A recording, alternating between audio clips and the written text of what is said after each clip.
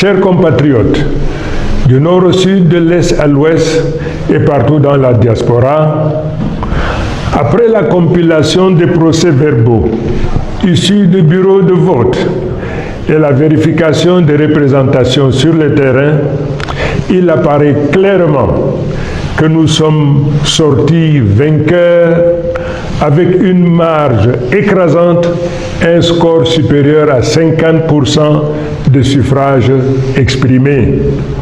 Un tel rejet, un tel désaveu prescrit au président sortant de faire preuve de courage, d'humilité et au nom de la démocratie et des us et coutumes, appeler le vainqueur, le féliciter et lui notifier sa disponibilité à organiser une transition heureuse, mettant notre nation à l'abri de soubresauts et convulsions qui naîtraient d'une transition subie et non préparée.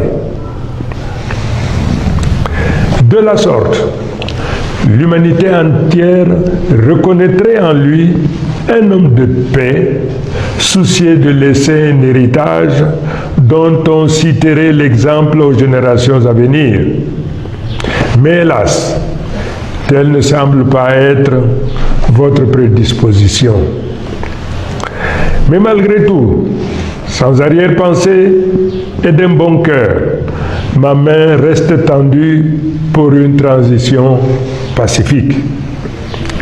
Mesdames et messieurs, il me plaît de rappeler avec force qu'en dépit de tous les obstacles érigés sur notre chemin, aujourd'hui, nous disposons de deux leviers. Celui qui confère l'adhésion populaire massive telle qu'illustrée lors de nos meetings et le respect scrupuleux du Code électoral en son article 113 qui nous autorise à porter à la connaissance du public des résultats tels que nous les avons énoncés. Incontestablement, ces deux leviers font de moi le président de la République légal et légitime.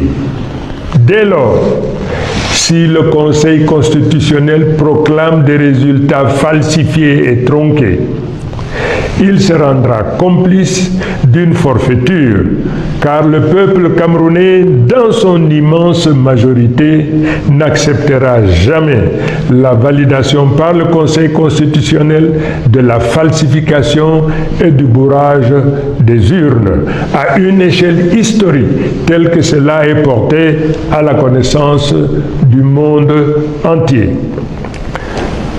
Le peuple ne se laissera pas faire.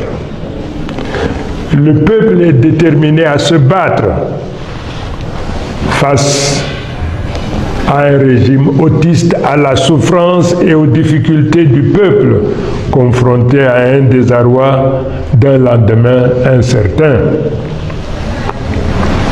Ce peuple, qui se trouve le dos au mur, n'aura pas de choix que de prendre en main son destin et d'aller chercher cette victoire partout où elle se trouve. Nous avons pris à témoin la communauté internationale. Nous avons pris à témoin les pays voisins. Mais de manière subliminale, tous nous répondent que personne ne viendra faire notre travail à notre place. À chacun d'entre nous donc d'aller au tréfonds de son âme pour libérer les forces d'audace, de courage, de mission. Car comme dit l'adage, il n'y a point de dignité pour celui qui attend tout de l'autre. D'autres peuples qui se sont retrouvés dans une situation comparable ou analogue à la nôtre ont résolument pris leur destin en main et ont fait ce qui devait être fait. Le Cameroun est une grande nation. Le peuple camerounais est très grand, un très grand peuple. et de par le monde. Le peuple doit se préparer à montrer au monde que ce qui nous est arrivé ou nous arrive n'est pas une fatalité et qu'ensemble, nous nous préparons à relever ces défis. À nos compatriotes du Nord, du Sud, de l'Est et de l'Ouest, partout où vous vous trouvez dans le monde, ayant présent à l'esprit la nécessité de protéger et de promouvoir notre nation, comme un seul homme,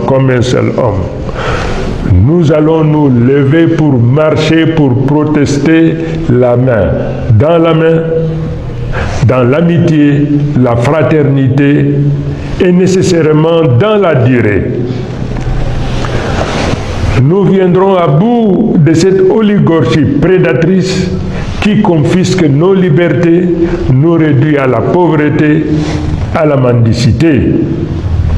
Mesdames et messieurs, chers compatriotes, ce régime a fait de la peur et de la menace les instruments de domination et de confiscation de nos libertés. Et grâce à Dieu, grâce au caractère sacré de notre lutte, nous nous libérerons de ces émotions et débarrasserons notre pays de ce malheur. Nous découvrons également, sans surprise, la tentative de ce pouvoir à diviser, à fragmenter l'Union pour le changement, instrument politique puissant à la tête de la lutte que nous menons pour construire le changement. Non seulement cette tentative sera vaine, mais elle nous donne l'opportunité davantage de resserrer nos rangs pour poursuivre avec résolution nos objectifs.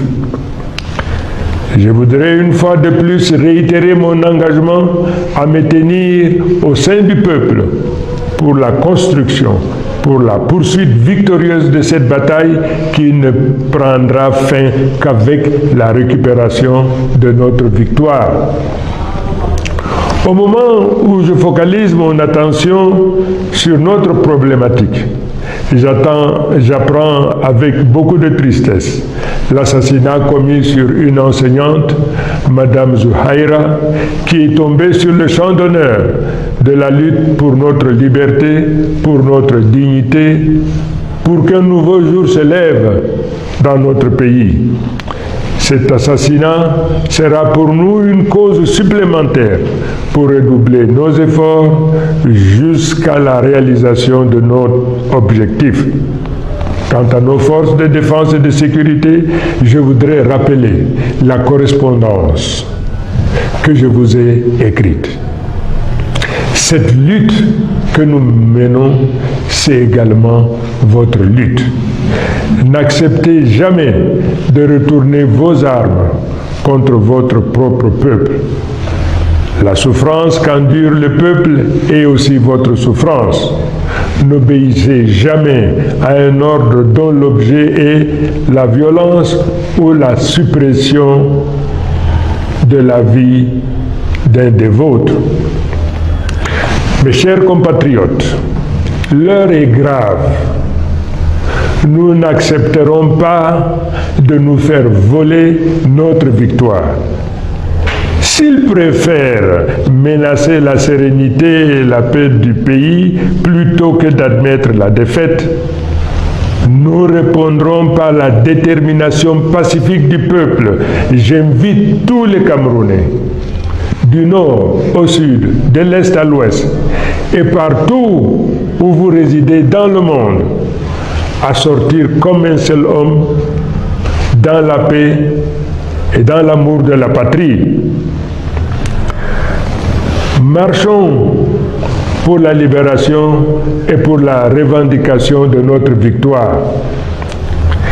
Créez une grande vague pacifique qui montrera au monde que le peuple en a assez et qu'il veut sa liberté. Le droit de manifester est un droit universel. Exerçons-le avec discipline et dignité. Je vous remercie. Vive le peuple souverain. Vive le Cameroun libre, uni et réconcilié.